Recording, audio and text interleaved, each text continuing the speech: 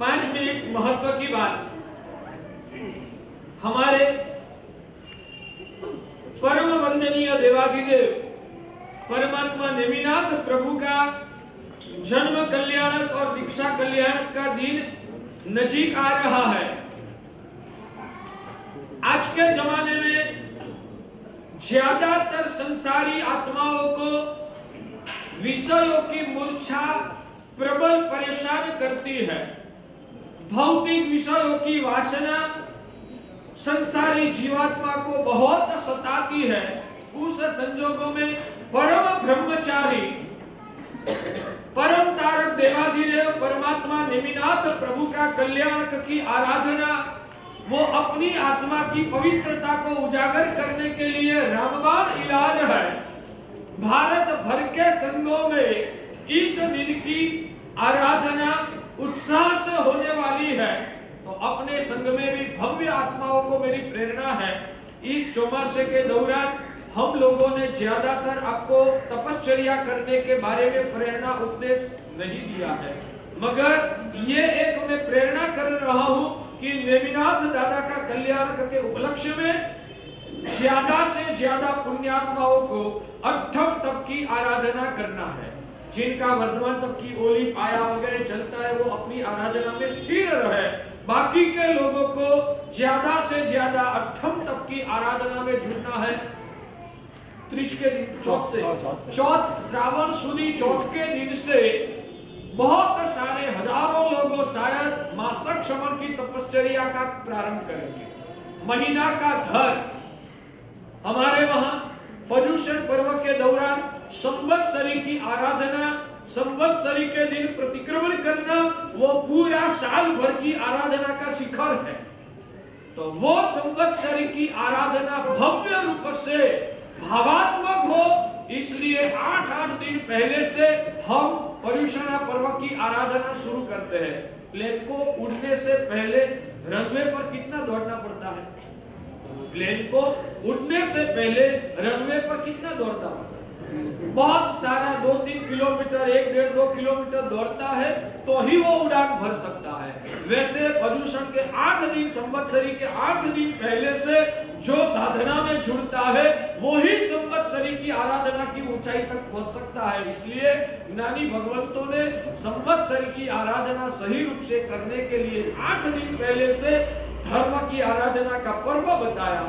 बहुत सारे लोग ऐसे होते हैं जिनको 8 दिन भी कम पड़ता है, महीना पहले से वो अपनी साधना शुरू कर देते हैं। तो श्रावण सुदी चौथ का दिन को महीना का घर कहा जाता है। जो आराधना नहीं करने वाले लोग भी उस दिन से अपनी आराधना शुरू कर देते हैं। तो उस चौथ के दिन से बहुत सारे लोग मासक श्रवण करेंगे। हम मासक श्रवण नहीं कर सकते, मगर उस दिन से कम पहले 3 दिन तक तो मासक श्रवण करने वालों को हम कंपनी देंगे। तो अठम तप की आराधना महीना का घर के रूप में भी हमें करना है। नेमिनाथ भगवान का श्रावण सुदी पंचमी का जन्म कल्याणक दिन है, श्रावण सुदी छठ का दीक्षा कल्याणक दिन है। तो 3 दिन का चौथ, पांचम और छठ का अठम करना है। और विशेष रूप से एक मन कल बना है, मन में एक भावना उजागर हुई, आपके सामने रख सकता हूं मैं मेरी भावना, मगर आपके सहकार से ही मेरी भावना सफल होगी। आपके सहकार के बिना मेरी भावना सफल नहीं हो पाएगी। और आपको आपकी ताकत के अनुसार ही सहयोग देना है। मैं आपके सामने मेरी प्रपोजल रख सकता हूँ, आया ना? मेरी प्रपोजल निष्फल तो नहीं जाएगी ना? आपसे हो पाएगी वैसी ही प्रपोजल है। मुझे ऐसा भाव कल जगा है कि नेमिनाथ दादा का आयुष्य कितना था? नेमिनाथ भगवान का आयुष्य 1000 साल का नेमिनाथ दादा का आयुष्य था। तो दादा का 1000 वर्ष के उपलक्ष्य में दादा ने मनुष्य जन्म पाने के बाद दीक्षा लिया और दीक्षा पाने का ही उपदेश जगत को दिया है। दीक्षा तो आप नहीं ले पाओगे, ऋषि आ जाए तो पता नहीं। दीक्षा तो शायद आप नहीं ले पाओगे, तो कम से कम 1000 सामायिक हमें पूरे अक्की पेट संघ को मिलके नेमिनाथ दादा के चरणों में 1000 सामायिक एक दिन में हमें समर्पण करना है। यानी कि करीबन 500 लोग 2-2 सामयिक करेंगे ना तो 1000 सामयिक हो जाएगा। दादा का दीक्षा कल्याणक के दिन, श्रावण सुदी छठ के दिन हमें उपवास का तप की महिमा नहीं करना है, सामयिक धर्म की महिमा करना है। एक दिन, उस दिन के लिए आपको रिक्वेस्ट करता हूं कि कैसे भी करके हर व्यक्ति को 2-2 सामयिक करना है। जो जाजम पे बैठे उनको भी मेरी रिक्वेस्ट है, दादा की आराधना कैसे कर पाएंगे, कुछ नए नए तरीके से हमें आराधना करना है। तो उस दिन 500 लोग 2-2 सामयिक करे तो 1000 सामयिक हो जाएगा। तो आपको भी करना है, आपके रिश्तेदारों को, मित्रों को भी बोल के प्रेरणा करके आपकी पेट में 1000 सामयिक का माहौल जगाना है। तो वो मेरे से नहीं होगा, आपसे ही होगा। आप लोग करोगे या नहीं करोगे? भले सुबह में 6 बजे करो तो भी चलता है, 8 बजे करो तो भी चलता है, 12 बजे करो तो भी चलता है, शाम के समय करो तो भी चलता है, जिससे ज्यादा हो सकता है। मान लो कि 500 में थोड़ी संख्या कम पड़ी तो आप में से कोई लोग 3-4-5 सामयिक करेंगे तो भी एवरेज आ जाएगी। तो उस दिन हम उपासय में करना चाहिए। उपासय में करोगे ही तो सच्चा वास्तविक सामयिक आपको हितकारी बनेगा।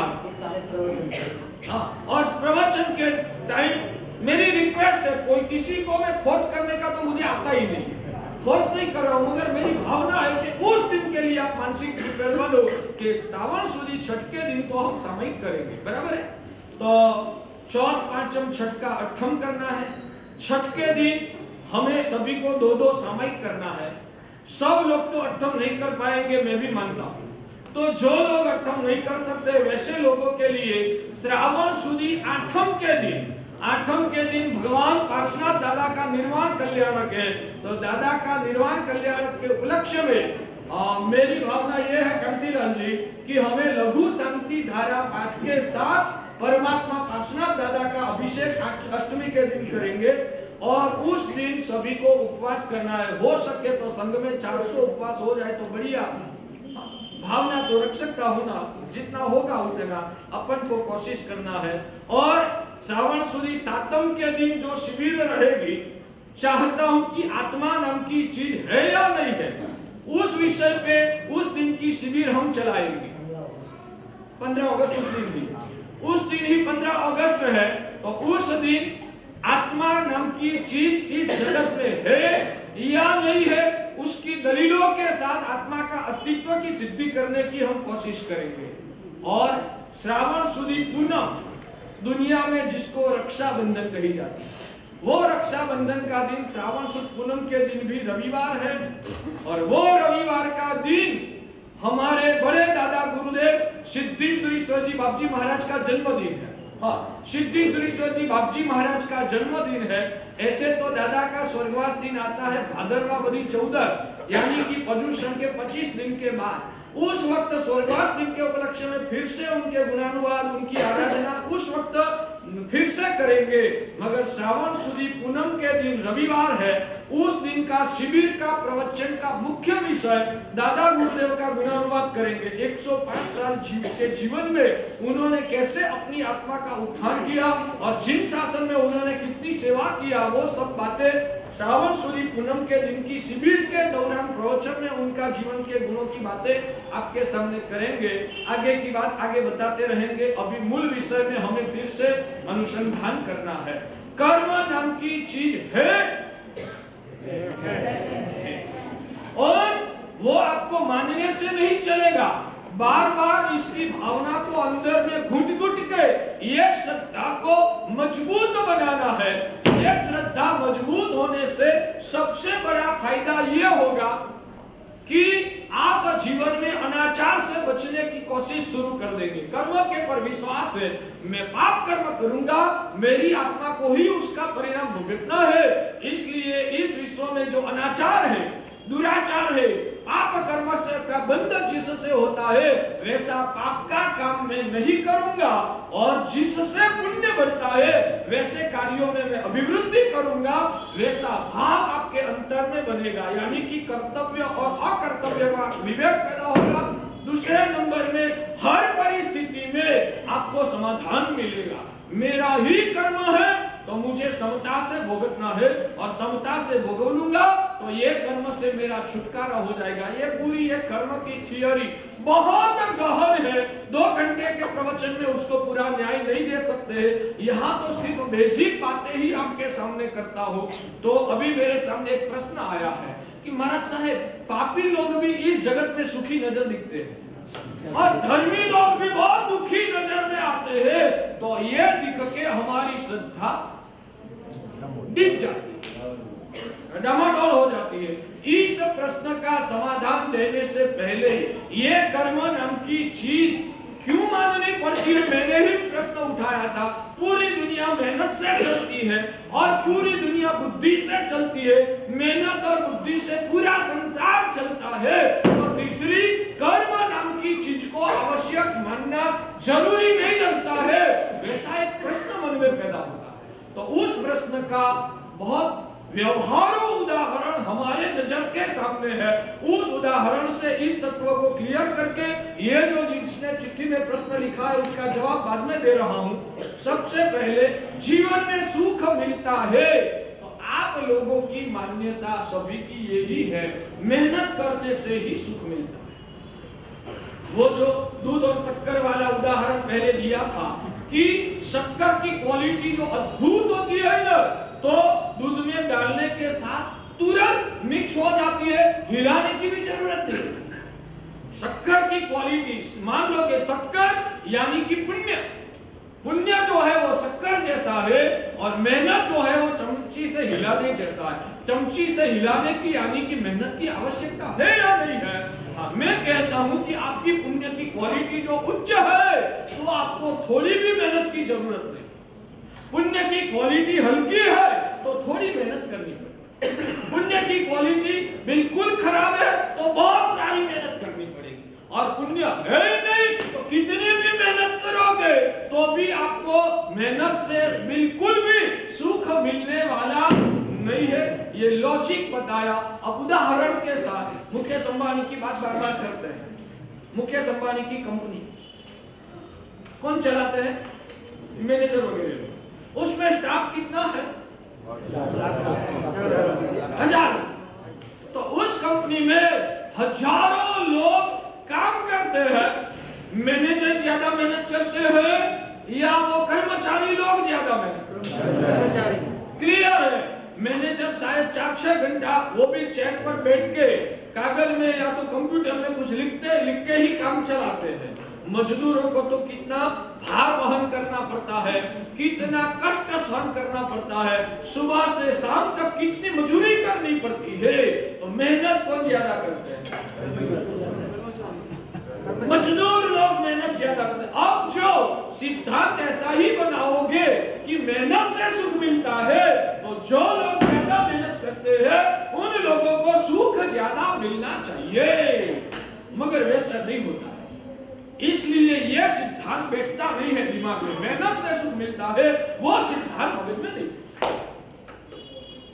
इतने तक बैठता है तो आगे चलो। तो मेहनत से सुख मिलता है, मैं ऐसा बोलूं, बुद्धि से सुख मिलता है। मेहनत से नहीं मिलता। मेहनत तो मजदूर लोग भी बात करते हैं। मैनेजर 4 घंटा काम करते हैं, उसका पगार कितना? मैनेजर 4 घंटा 6 घंटा चेयर पे बैठ के, वो भी एसी में बैठकर काम करेगा तो उसका पगार कितना? लाखों। और स्टाफ वाले जो मजदूर लोग हैं वो 12 घंटा धूप में काम करता है तो उसका पगार कितना? तो पैसा मिलना वो आपकी परिभाषा में सुख कहा जाता है, आपकी परिभाषा। तो वो सुख मेहनत करने वालों को ज्यादा मिलता है या बुद्धि वालों को ज्यादा मिलता है? तो सुख कैसे मिलता है? मेहनत से मिलता है या बुद्धि से? यानी कि पहले आपने ही जो स्टेटमेंट दिया था कि मेहनत करने से सुख मिलता है, ज्यादा मेहनत करेंगे तो ज्यादा सुख मिलेगा, वो आपका स्टेटमेंट अभी भी आपको पकड़ के रखना है या उसमें थोड़ा चेंज करना है? तो मैं आपको एक मौका देता हूँ, चेंज करके नया स्टेटमेंट आपका लाइए। बुद्धि के साथ मेहनत मैंने 2 प्रकार, बुद्धि से मैंने 2 प्रकार की बुद्धि की और फिजिकल। हाँ चलो, बुद्धि के साथ जुड़ी हुई मेहनत, बुद्धि के साथ जुड़ी हुई मेहनत यानी कि उसमें मेहनत की गौणता है, बुद्धि की प्रधानता। तो यानी कि बुद्धि से ज्यादा सुख मिलता है। अच्छा, बुद्धि किसकी ज्यादा? धीरूभाई अंबानी की बुद्धि ज्यादा, मुकेश अंबानी, अनिल अंबानी की बुद्धि ज्यादा, या उनके मैनेजर की, उनके सीए वगैरह जो लोग हैं उनकी बुद्धि ज्यादा? बुद्धि ज्यादा किसके पास? जो मैनेजर वगैरह लोग हैं, पढ़े लिखे डिग्री वाले। धीरूभाई ने कितनी किताब पढ़ा था, कितनी कक्षा तक पढ़ा? 5वीं कक्षा। धीरूभाई, मैंने 3 कक्षा तक पढ़ा है, फिर भी मैं पढ़ पे बैठा हूँ। आप डिग्री वाले, डॉक्टर, वकील, इंजीनियर, सीए, कैसी कैसी डिग्री आपने मिली, आपको जमीन पे बैठना पड़ता है ना? नसीब की बात, नसीब से भी ऊपर की बात है ये। नसीब की बात नहीं है, यहाँ बैठा हूँ ना, वो नसीब से नहीं बैठा हूँ, चारित्र के प्रभाव से बैठा हूँ, वो एक अलग बात है। मैं तो मजाक करता हूँ, मगर बुद्धि के कारण, बुद्धि के कारण ये मुझे जो मिला है, मैं घाट पर जो बैठा हूँ वो बुद्धि के कारण नहीं बैठा हूँ, बुद्धि की निर्मलता के कारण इधर बैठा हूँ।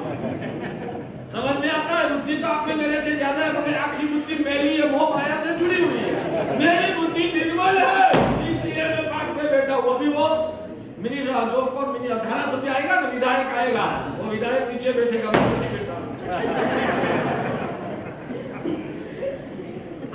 ये सिर्फ समझना नहीं है, आपको अंदर उतारना। जब ये कचरा साफ होगा ना, तभी भगवान का शासन के प्रति अहोभाव बढ़ेगा, आपकी आत्मा की लायकात उजागर होगी।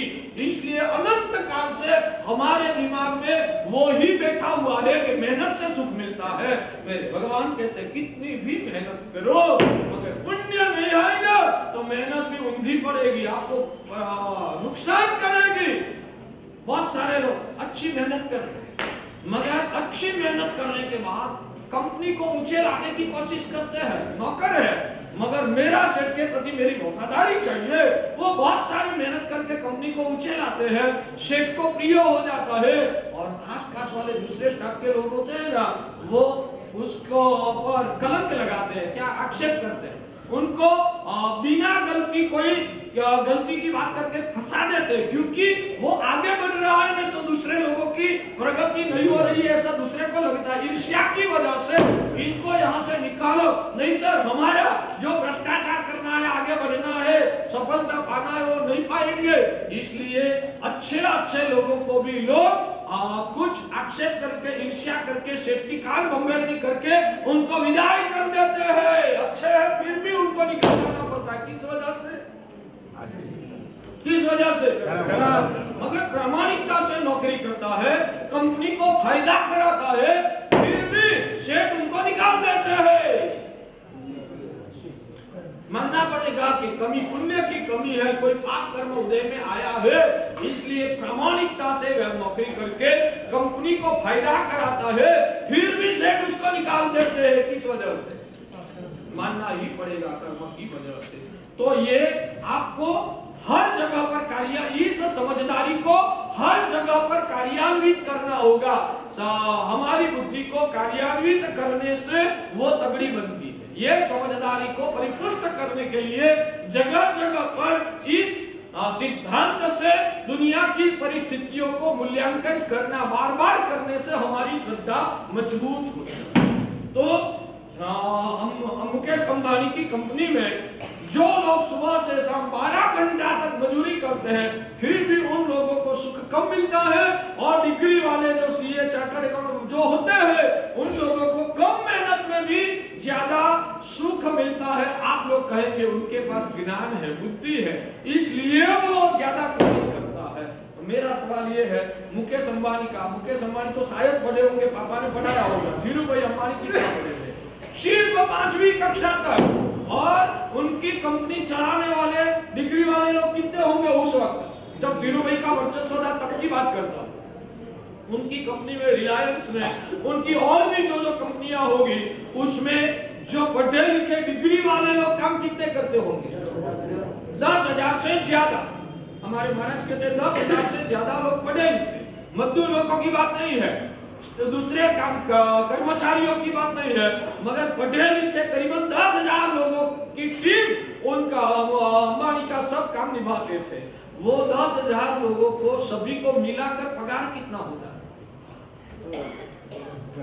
10,000 लोगों को सभी को मिलाकर किसी का 1 लाख का पगार, किसी का 1.5 लाख का पगार, किसी का 75,000 का पगार, किसी का 5 लाख का पगार, सब 10,000 लोगों का मिला के टोटल पगार कितना होता होगा? अंदर बोलो अंदाज। करोड़ तो सही, मगर 5 करोड़, 15 करोड़, 50 करोड़, 100 करोड़। अच्छा, 100 करोड़ 10,000 स्टाफ के लोगों को जाता था। स्टाफ यानी पढ़े लिखे उन लोगों को 100 करोड़ बांटते थे। अकेले धीरू भाई को हर साल कितना मिलता था?